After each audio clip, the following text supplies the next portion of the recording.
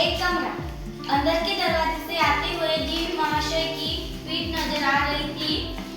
वह उधेड़ उम्र के एक तख्त को पकड़े हुए कमरे में आते हैं। तख्त का दूसरा सिरा उनके नौकर ने पकड़ रखा है। धीरे धीरे चल, अब तक तो उधर मोड़ दे, उधर। तख्त के रखे जाने की आवाज आती है। बीज दे साहब। जरा तेज आवाज में। और क्या करेगा? परमात्मा के यहाँ अकल डट रही थी तो तू देर से पहुंचा था क्या?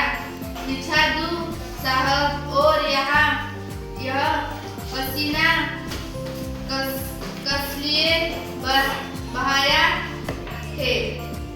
तख्त बिछाता है। ही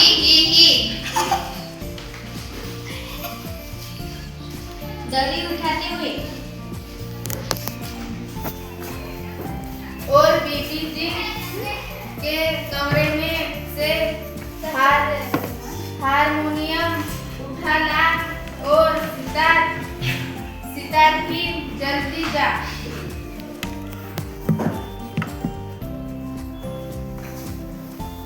लेकिन वह तुम्हारी लाडकी बेटी उमा तो मुंह फुलाकर पड़ी है। क्या हुआ? बसूनच घेत जा. तूने तो कहा था कि उसे ठीक ठाक करना निश्चित था।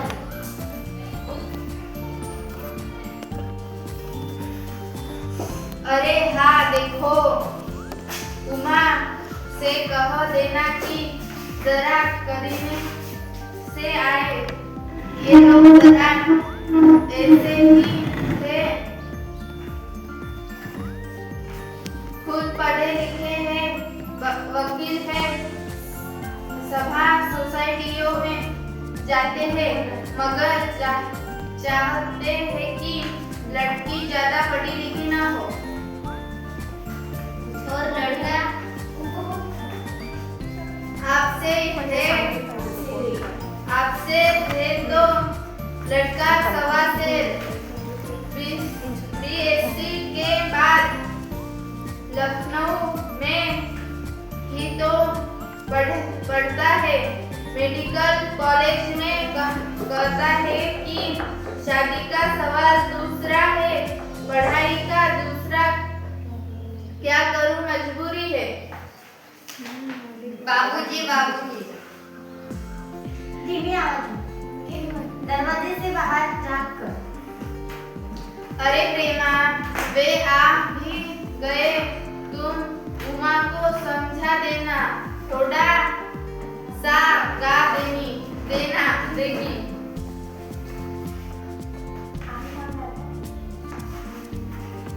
मेहमानों से। आइए। बाबू गोपाल प्रसाद बैठे थे। थोडंसं यायच्याकडे पाहून घेऊन बोलत जा.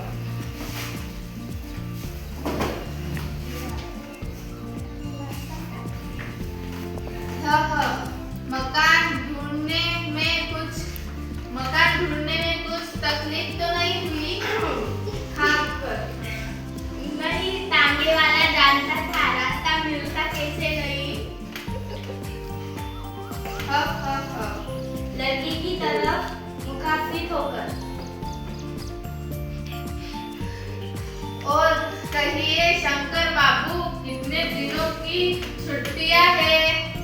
जी कॉलेज की तो छुट्टियां नहीं है, वीकेंड में चला आया था। तो आपके कोर्स खत्म होने में तो अब साल भर रहा होगा। जी यही कोई साल 2 साल।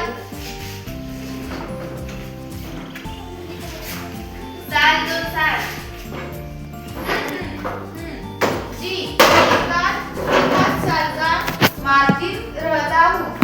अपनी आवाज और तरीका बदलते हुए। अच्छा तो साहब, फिर बिजनेस की बातचीत हो जाए, चौक कर।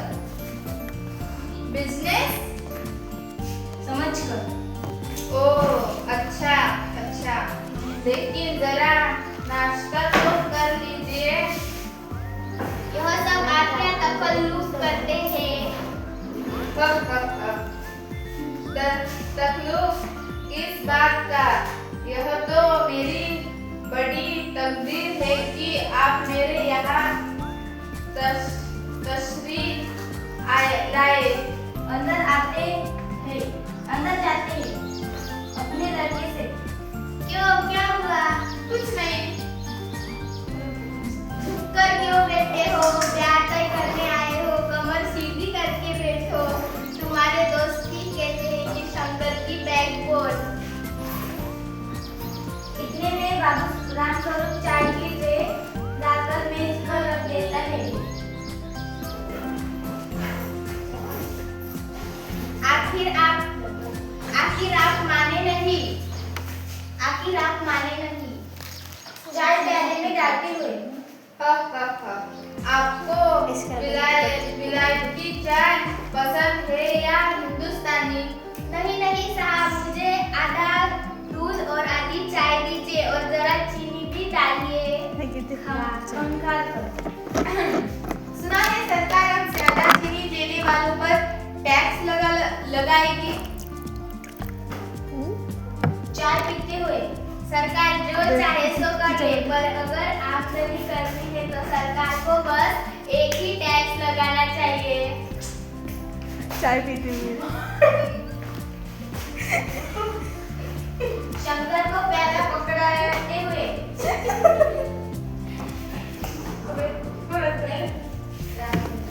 वह क्या? शंकर से खूबसूरती पर टैक्स। रामस्वरूप और शंकर ओए। पड़ते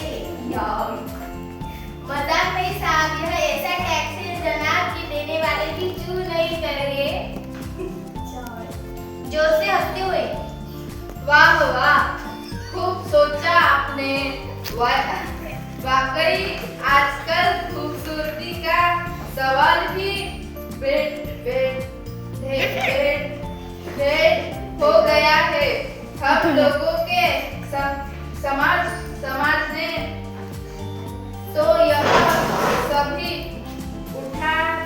उठाता ही न था। तश्तरी गोपाल की तरफ बढ़ाते हुए। लीजिए। समोसा उठाते हैं। कभी नहीं साहब, कभी नहीं। शंकर की तरफ मुखाफिज होकर। आपका क्या ख्याल है शंकर बाबू? किस मामले में? यही कि शादी तक तय करने में खूबसूरती का हिस्सा कितना होना चाहिए? बीच में ही। यह बात दूसरी है बाबू रामस्वरूप। मैंने आपसे पहले भी कहा था, लड़की का खूबसूरत होना निहायत जरूरी है और जायजा जो मिल ही गया होगा। जी, जायजे का मिलना क्या मुश्किल बात है। ठाकुर जी के चरणों में रख दिया, बस खुद ब खुद मिला हुआ समझिए। शंकर भी हंसता है मगर गोपाल निशान गंभीर हो जाती है। लड़कियों को अधिक पढ़ने की जरूरत नहीं है, सिलाई बुनाई कर ले बस। मेज को एक तरफ सरका देता है, फिर अंदर के दरवाजे की तरफ मुंह कर जरा जोर से।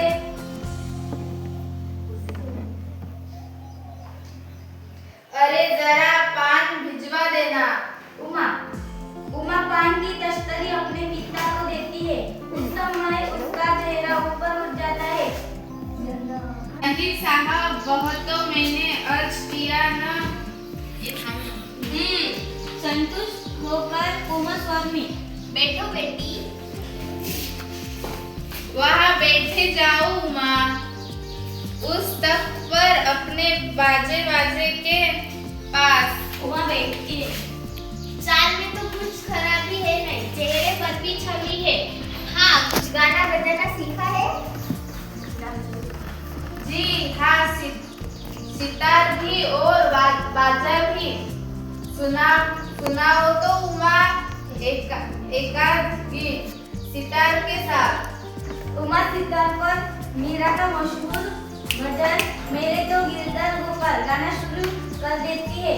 उसकी आंखें शंकर की झेपती सी आंखों से मिल गई और वह गाते गाते एक साथ रुक जाती है। क्यों, क्या हुआ? गाने को पूरा करो उमा। नहीं नहीं साहब, काफी है, आपकी लड़की अच्छा गाती है।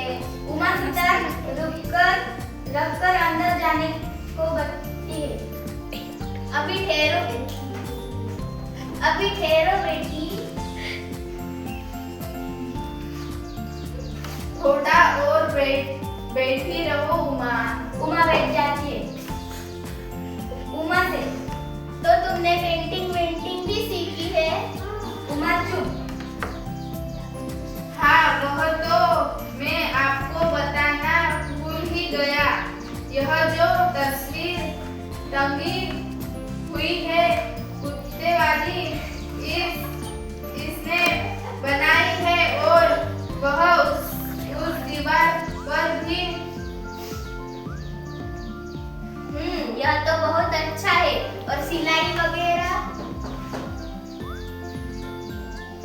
सिलाई तो सारे घर की इसी के जिम्मे रहती है। यहाँ तक कि मेरी कमीजें भी ठीक, लेकिन हाँ बेटी, तुमने कुछ इनाम भी जीते हैं। उमा चुप। रामस्वरूप इशारे के लिए खांसते हैं, लेकिन उमा चुप है। उसी तरह गर्दन झुकाए गोपाल प्रसाद अधीर हो उठते हैं और रामस्वरूप झपका रहे हैं।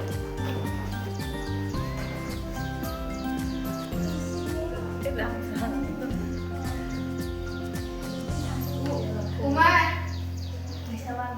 जवाब दो उमा। गोपाल से, जरा शर्माती है। इनाम तो इसमें। जरा रुकी आवाज में, जरा इसे भी तो मुंह खोलना चाहिए। उमा देखो, आप क्या कह रहे थे?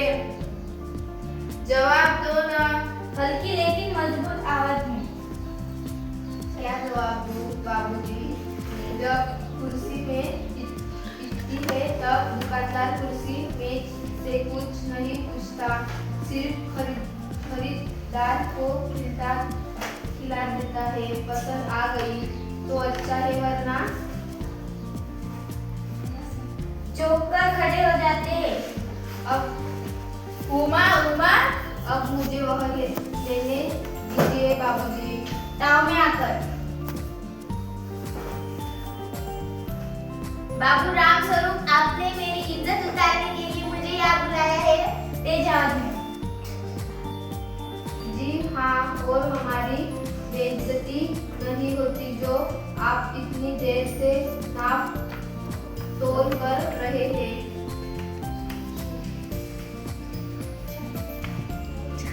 बाबूजी चलिए। क्या तुम कॉलेज में पढ़ी हो? रामस्वरूप चुप।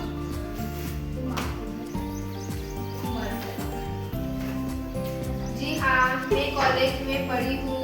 मैंने बीए पास किया है। कोई पाप नहीं किया, कोई चोरी नहीं की और न आपके पुत्र की तरह लड़कियों के हॉस्टल में टाप झाड़कर कायरता दिखाई है। मुझे अपनी इज्जत, अपने मान का ख्याल तो है, लेकिन इसमें पूछिए कि ये किस तरह नौकरानी के पैरों में पड़कर अपना मुंह छिपाकर भागे थे। उमा खड़े होकर गुस्से में, बस हो चुका। बाबू रामस्वरूप, आपने मेरे साथ दगा किया है। आपकी लड़की बीए पास है और आपने मुझे कहा था कि सिर्फ मैट्रिक तक पढ़ी है। दरवाजे की ओर बढ़ते हैं। चलिए। जी हाँ, जाइए, जरूर चले जाइए, लेकिन घर जाकर जरा यह पता लगाइए कि आपके लड़के लाडले बेटे के रीढ़ की हड्डी भी है या नहीं।